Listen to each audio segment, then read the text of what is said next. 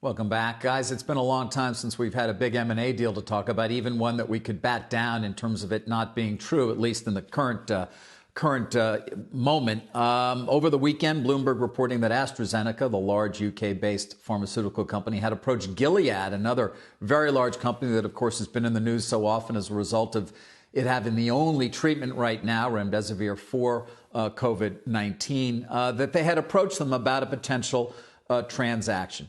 What I can tell you this morning is that there's nothing going on now, that there may have been a CEO-to-CEO approach. It's not clear exactly how far, if at all, that got. I have spoken to numerous people who have advised these companies in the past.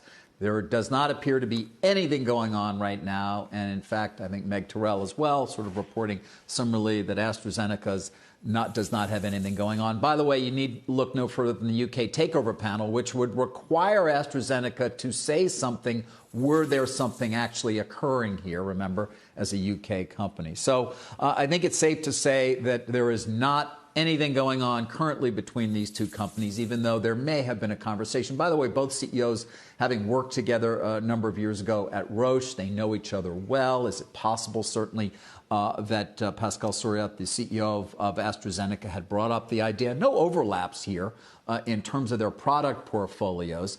But there is the overriding theme in pharma, which is if you are looking to sustain your business, you still need to spend a lot on R&D. A bigger revenue line allows you to spend more on the R&D line, Jim. Right. Doesn't mean that these kinds of things aren't going away as an idea. It does appear Mr. Soriot, who perhaps is trying to figure something out for AstraZeneca, which has figured over the last few years prominently in a lot of different, at least, rumors.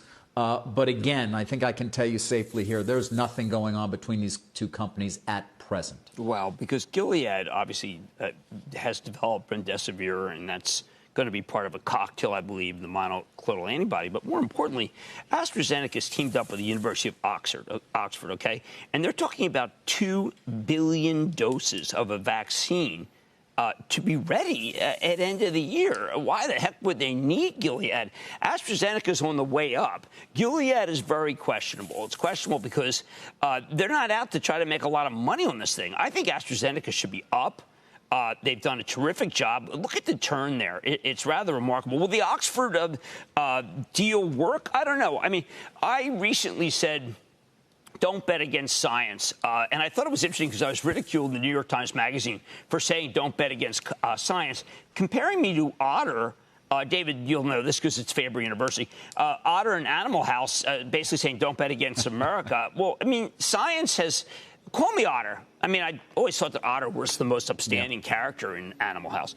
But he was. And it was Faber College, by the way. It wasn't a university. It had aspirations to be a university. There was no graduate school. Yeah. Oh, I thought it was Piney graduate school. No. But anyway, what matters is that betting against science is certainly not... had not made you any money in the stock market.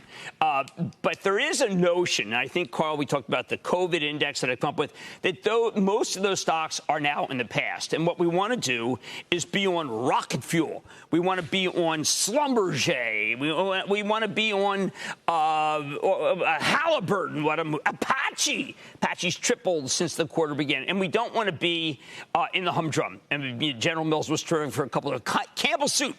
I mean, they had a blowout quarter and the stock went down. I think that said everything. The only question now is, will the cloud stocks, which are now selling at 14, 15 times sales, continue their move, given the fact that they are regarded as digitization stocks, not just work-at-home stocks?